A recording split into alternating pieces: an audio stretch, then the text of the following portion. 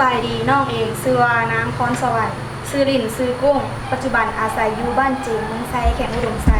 เรียนอยู่ที่โรงเรียนม.2 เมืองไซอยู่ที่สั้นม.6 อายุ17 ปีทับบทเป็นนางให้เริ่มนี่ตัวก็เป็นคนแบบนี้ตัวเห็นอันนี้กับเพิ่นได้แล้วไหนเดี๋ยวแล้วนั่นละบทซึ่ง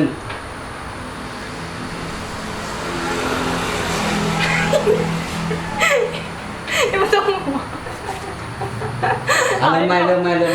ไอ้โบเคยไปตัดแล้วนะซึ่งแบบเดี๋ยวซึ่งได้ว่าอกหักเรื่องอกหักไม่ต้องให้ก็ได้เนาะบ่ให้บ่ต้องให้เว้าน้ำไผ่สั่นซึ่งเว้าตัวเองเลยเว้าด้วยตัวเองเลยเริ่มแหละเริ่มชีวิตใครเนาะถึงมันเป็นแบบนี้ต้องมาเจอเรื่องให้ๆแบบนี้อีก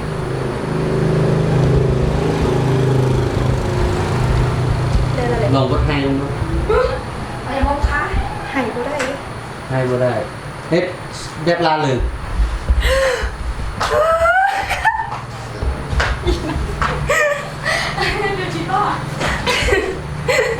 แบบลาเลยเลิศลาเริงค่อยเป็นคนแหมวะ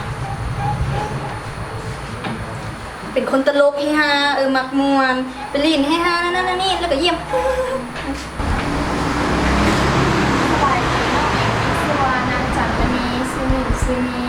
บ้านอยู่ปัจจุบันอยู่บ้านนาเราเมืองไซเขียวอุดมไซปัจจุบันเฮียนอยู่เฮียนม.2 เมืองไซของม.6 มื้อนี้จะมาหับบท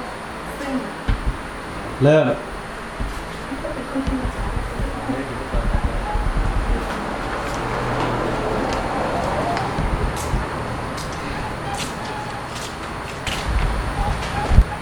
สบายดีน้องเอมิชื่อว่านันทิดาชื่อลินชื่อนั้น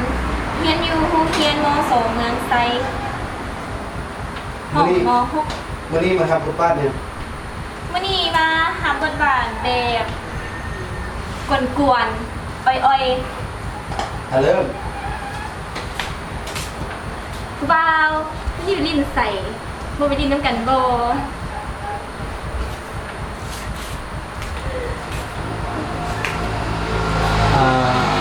บทห้าว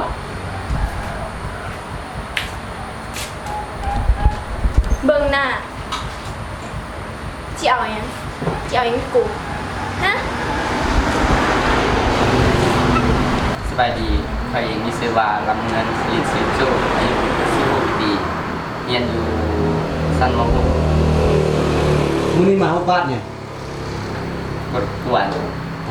เริ่มที่ฮะเริ่มเลยเอาไว้ให้ก่อนสบายดีน้องชื่อทองไม้เรียนอยู่ม.2 โฮมไซเรียนม.7มื้อนี้สิมารับบทเป็นรุ่นอ้ายแบบห่วงใยรุ่นน้องแบบนั้นนะเริ่มลองแสดงใครเสียงแล้วผู้บ่งผู้เฮียนแล้วเดี๋ยวเสียงก็บ่ได้แหละจะนี่แหละอะไรเป็นห่วงน้องแบบว่ามีคนมารังเกียจน้องสิจังได๋รูปแบบอะไรเฮ็ดห้าว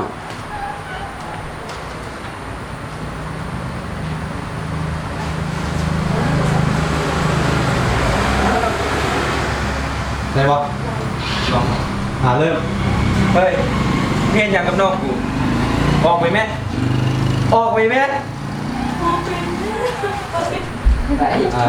เบิ่งกล้องพยายามเบิ่งกล้องเลยเวลาด่าผู้ต่อสู้เวลาด่าลูกน้องน่ะเวลาพวกที่มาเก็บรังเกียจลูกน้องหั่นลองเบิ่งกล้องบ่ต้องเบิ่งพื้นดินเบิ่งกล้องเบิ่งเลนกล้องเฮ็ดแบบเมื่อกี้นี่แหละ1 2 3มึงมาอย่างนี้นี่เบิ่งกล้องพยายามเบิ่งเลนกล้อง1 2 3เดี๋ยว